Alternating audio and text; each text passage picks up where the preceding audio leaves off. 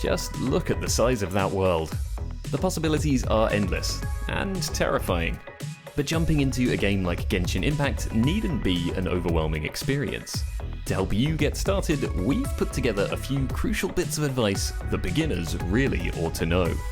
Here's a quick summary of everything we'll be covering in this video. Number 1.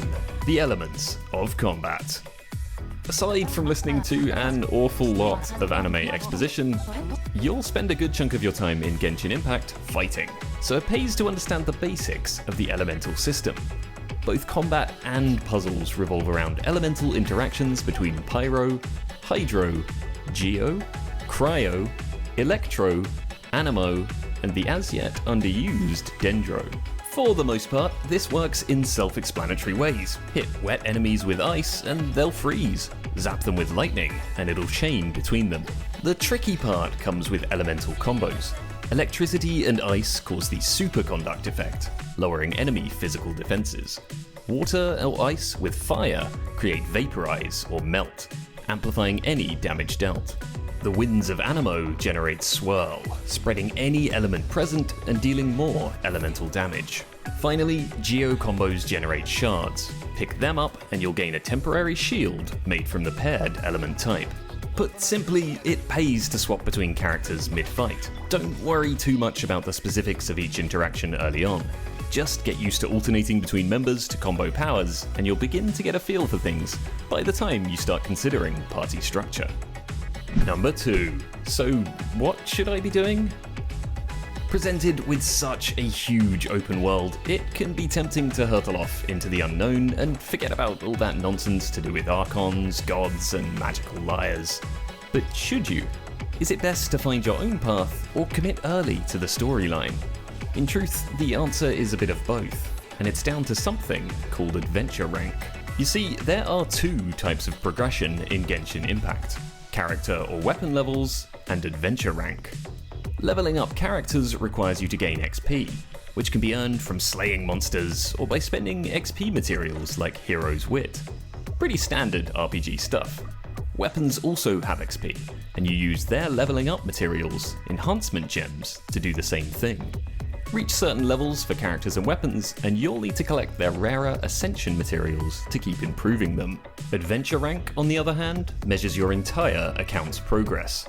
AR gates which story quests you can take on, as well as several other systems like co-op and domain challenges. It's good to get your AR up as quickly as possible, so you don't get stuck waiting for the next bit of the adventure to unlock. To boost your adventure rank, you need to gain Adventure EXP, which is awarded for most quests, but also for exploring the world. Anytime you open a chest, discover a teleporter, or level up the statues of the 7, you'll earn Adventure EXP. Once you've made it to AR12, one of the best ways to boost your rating is by completing daily commissions handed out by the Adventurers Guild. They appear as purple icons on your map and are also a great source of Primo Gems, which we'll get to shortly. The gist of it is, you'll want to mix story and exploration to raise your AR quickly and open up the full content Genshin Impact has to offer. By the time you reach around AR20, you'll be able to take part in almost everything the game has to offer. Lastly, don't forget to drop by the Adventurers Guild kiosk in Mondstadt every few levels to claim the rewards you've earned so far. You did put in the hard work, after all. Number 3. Currencies. Gotcha! You didn't think you could play a game like Genshin without getting stuck into its microtransactions, did you? The free characters you'll unlock early in Genshin are pretty lackluster. Fortunately, it is possible to enjoy the bulk of the game without spending money, so long as you get your head around the many different currencies. Mora is the in-universe currency, and you'll get rewarded with it for doing pretty much anything. You can spend Mora on almost any transaction in the world, like buying food or leveling up your team. Genshin's premium currency is split into 2 types: Genesis Crystals and Primo Gems. Want to buy a new outfit from the store? That'll cost you Genesis Crystals. Looking to pull a new character from the lucky dip of wishes? That's where you'll spend Primo Gems. The difference is that Primo Gems can be earned through in-game quests and activities, while Genesis Crystals can only be bought with real money. You're going to earn a lot of Primogems early for finishing missions, unlocking fast travel points, and all sorts of other activities. But be warned, the pace will slow. Finally, there's Resin. This is your standard time-gating energy system, which recharges slowly. You can store a maximum of 160 original resin, and anytime you spend some, it'll replenish at a rate of 1 resin per 8 minutes. Don't worry, we've already done the maths. That means it'll take 21 hours and 20 minutes to refill the full amount. Resin is spent to claim rewards after completing leyline outcrops, domains, and recurring boss fights. It's a good idea to spend resin when you've got it, as you can't store more than the maximum, and down the line it'll become the main limiting factor on your progress. If you don't have much time on a given day, visit a forge to convert it to condensed resin, which grants double rewards for the tasks you spend it on. Number 4. When and where to wish. Half the fun of a game like Genshin Impact is filling your team with improbably powerful and stylish teenagers. That's where the wishing system comes in.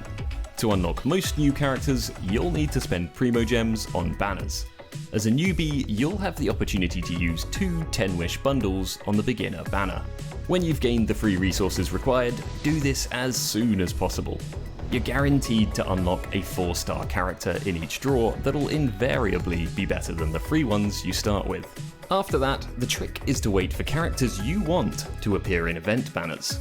Character event banners rotate every few weeks and offer improved drop rates for 1 5-star and 3 or 4 4-star characters. Stick to these over the standard banner where possible. The chances of randomly pulling the character you're after are extremely low, but thankfully there is a pity system in place in Genshin. You're guaranteed at least 1 4-star character or weapon for every 10 wishes on a specific banner, and guaranteed a 5-star drop for every 90 wishes. On the character event banner, you'll have a 50% chance of receiving the promoted character over the standard banner's options when that 5-star comes. Should you lose out, the next 90 wishes will guarantee the event character. Basically, you should save your Primogems until the character you're after is featured on the character event banner. That's the time to splash out and guarantee yourself a valuable pull. Number 5. General tips. We know, that was an awful lot to take in. So before we go, here's a quick summary of key tips to keep in mind when logging into Teyvat each day.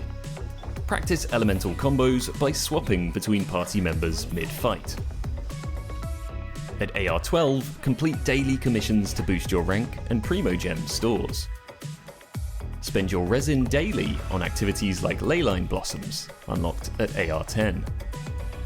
Explore the world to activate fast travel points and collect hidden Geoculus and Anemoculus orbs.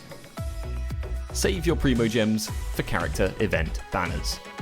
And just like that, you're ready to open the gates of Teyvat, so you can begin exploring, traveller. Be sure to soak in the beautiful sights and sounds, and try not to get too hooked on whether or not your wishes pan out. Thanks for joining us here at HyperX, and feel free to check out any of the other videos appearing on your screen in just a moment.